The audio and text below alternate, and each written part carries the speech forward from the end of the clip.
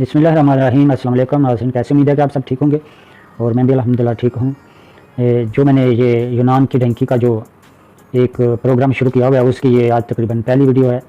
आज मैं कराची से लेकर ईरान के बॉर्डर तक की जो रुदात है वो आपके सामने पेश करूँगा और आपसे गुजारिश है कि आप आखिर तक देखें ताकि आपको सारी चीज़ जो मैं अच्छी तरह से एक्सप्लेन कर सकूँ।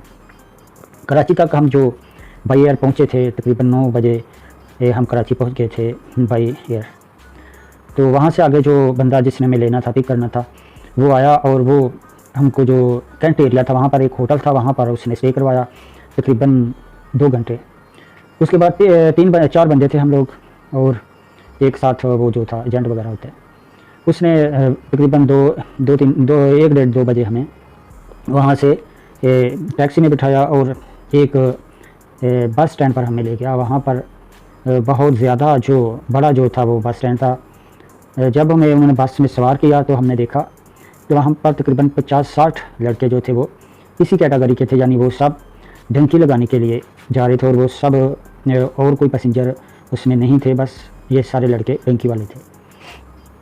जब गाड़ी चली तकरीबन 4-5 घंटे के मुसलसल चली और उसके बाद जब अंधेरा हुआ तो सामने एक चौकी आई पाकिस्तान आर्मी की।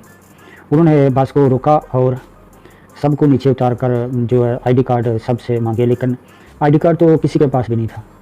फिर उन्होंने सबको जो मुर्गा बनाया जैसे स्कूलों में बच्चों को बनाया जाता है, और उसके बाद फिर उन्होंने हमें दोबारा बस में सवार किया और बस को उन्होंने रिवर्स कर दिया, मज़ीद आगे जाने से रोक दिया। बस ड्राइवर ने बस को बैक किया और तकरीबन 15-20 मिनट चली बस जब, तो उसके बाद उसमें कोई फॉल्ट आ गया। तो वहाँ पर रोड के साथ ही एक कच्चे से मकान थे, वहाँ होटल बना हुआ था, साथ छोटी सी मस्जिद थी और जंगल ही जंगल था। तो वहाँ पर उन्होंने उसको रोक लिया और हमें वहाँ से खाना वगैरह जो है बोला कि आप वहाँ पर जाकर खा लें होटल पर। उसके बाद रात वहीं पर गुजारी और अगला दिन भी वहीं गुजारा, फिर रात भी वहीं गुजारी और फिर अगला दिन जब हुआ तो शाम के करीब तकरीबन 4-5 बजे जो है 2 जो है मस्ता जो है वो आए और उन्होंने दोबारा हमें पिक किया और कुछ जो तकरीबन फिर दोबारा अंधेरा हो गया जब शाम। तो उसके बाद वहाँ पर एक पेट्रोल पंप था, वहाँ पर फिर दोबारा बड़ी बस पर उन्होंने हमें फिर जो है सवार किया और उसके बाद सफ़र शुरू कर दिया। सुबह के तकरीबन फजर टाइम समझें, फजर टाइम जो है रोड के ऊपर बस रुकी और वहाँ पर आगे से डाले आए छोटे। उन्होंने तकरीबन 15-20 बंदे के डाले में जो है एडजस्ट किए और उसके बाद उन्होंने पहाड़ों के ऊपर से जो है रोड को छोड़कर पहाड़ों पर से जो अपना सफ़र शुरू किया। वो ना तो कोई पत्थर देख रहे थे ना कोई खड्डा देख रहे थे, बहुत ख़तरनाक जो रास्ता था और वो स्पीड भी अपनी जो है उनकी बहुत ज़्यादा थी। तो वहाँ पर गाड़ी के ऊपर खुद को संभाल कर रखना बहुत मुश्किल था। गाड़ी जा रही थी तो आगे रोड के ऊपर उन्होंने देखा कि एक पुलिस वैन जो है वो गश्त कर रही है। उसने वहीं से गाड़ी को बैक किया और खेतों से और पहाड़ों में से जो है वो गाड़ी को भगाता हुआ एक हवेली नुमा बड़ा सा डेरा बना हुआ था, वहाँ पर वो चला गया। क्योंकि पुलिस वहाँ पर जो है, पुलिस ने हमें देख भी लिया था, लेकिन वहाँ पर इलाका गैर जो है वो कहलाता है, वहाँ पर पुलिस नहीं जाती। तो वहाँ पर डेरे पर बहुत से जो आगे बड़े बड़े एजेंट जो थे वो वहाँ पर मौजूद थे और उससे पहले भी लोग वहाँ पर जमा थे कुछ। उन्होंने वहाँ पर हमें खाना खिलाया वहाँ और दोबारा 500-500 रुपये हमसे जमा किए और उन्होंने दोबारा फिर हमें जो है डालों में सवार कर दिया। हमारा डाला जब, वो एक छोटा सा गाँव था, हमारा डाला जब गाँव से निकल रहा था तो एक बरामदा था साइड पे, वहाँ से ब्रस्ट हुआ। हमें यूँ लगा कि जैसे गाड़ी का टायर फट गया है, लेकिन ड्राइवर जो था उसने गाड़ी रोकने के बजाय वो मुसलसल भगा रहा था गाड़ी, कोई चीज़ वो दरख्त कोई पत्थर कोई ऊंच नीच नहीं देख रहा था। आधा घंटा गाड़ी चलाने के बाद रेगिस्तान के अंदर जाकर उसने गाड़ी को ब्रेक लगाई और नीचे उतर कर अपने टायर चेक किए और फिर कहने लगा कि नहीं लगा। उसने हमें बताया कि इस पर फायर हुआ है। ये इनकी पार्टियाँ होती है, एक दूसरे की मुखालफत होती है, तो ये एक दूसरे की अपोजिट पार्टी जो होती है उसकी गेम ख़राब करने के चक्कर में इस तरह की जो फायरिंग वगैरह करते हैं। उसके बाद उसने वहाँ रेत पे जो ब्रेक लगाई, थोड़ा सा आगे जाकर दरख्त थे वहाँ पर हमें बिठाया थोड़ी देर।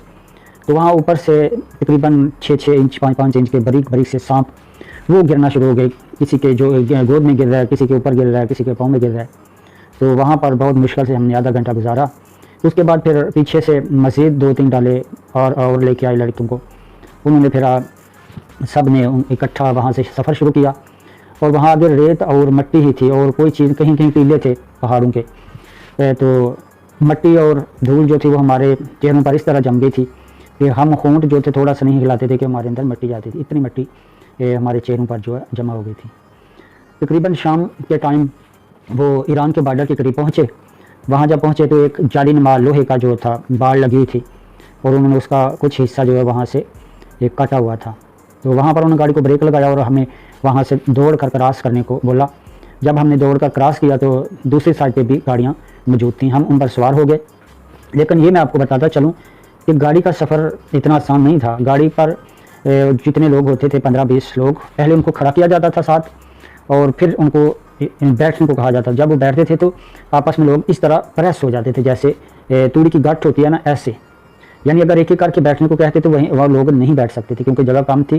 पहले एक साथ खड़ा करते थे तो फिर उनको बैठने को कहते थे। तो लोग टांगें और बाजू बहुत ख़तरनाक और ऊपर से पहाड़ों का रास्ता होता था, गाड़ी कभी इधर कभी उधर, तो किसी के बाजू और टांगें टूटने का बहुत अंदेशा होता था। उसके बाद गाड़ियाँ आधा घंटा चली और उसके बाद उन्होंने हमें नीचे उतारा। वहाँ से पहाड़ी सफ़र शुरू हो गया। पहाड़ के ऊपर से नहीं जाना था बल्कि इस तरह ढलान थी साइड पे, तो नीचे खाइयाँ थी और ऊपर ढलान पे। तो पाँव जो थे उनको पसीना आता था और जो है नीचे जब देखते थे खाई के अंदर तो बहुत ज़्यादा घबराहट महसूस होती थी। इसी तरह ऊपर से अंधेरा भी था। एक बंदा जो था उनका वो हमें गाइड कर रहा था और हम एक लाइन में 50-60 लोग चल रहे थे उसके पीछे पीछे।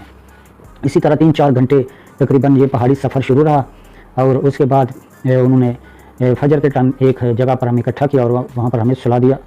सुबह जब जो सूरज निकला हमें तो हमारा जिस्म ऐसे था जैसे जगह जगह से किसी ने गोश्त निकाल लिया। वो बहुत ज़्यादा दुख रहा था और हमसे चला नहीं जा रहा था। लेकिन वहीं से फिर उन्होंने हमें उठाकर फिर पहाड़ी सफ़र शुरू किया। इससे आगे जो है वो ईरान का इलाका था वो सारा। तो अब मज़ीद अगली वीडियो में आपको मैं इसके ईरान के अंदर बहुत ही इससे भी ख़तरनाक वाक़यात हमारे साथ पेश आए और वो मैं नेक्स्ट वीडियो में आपके साथ शेयर करूँगा।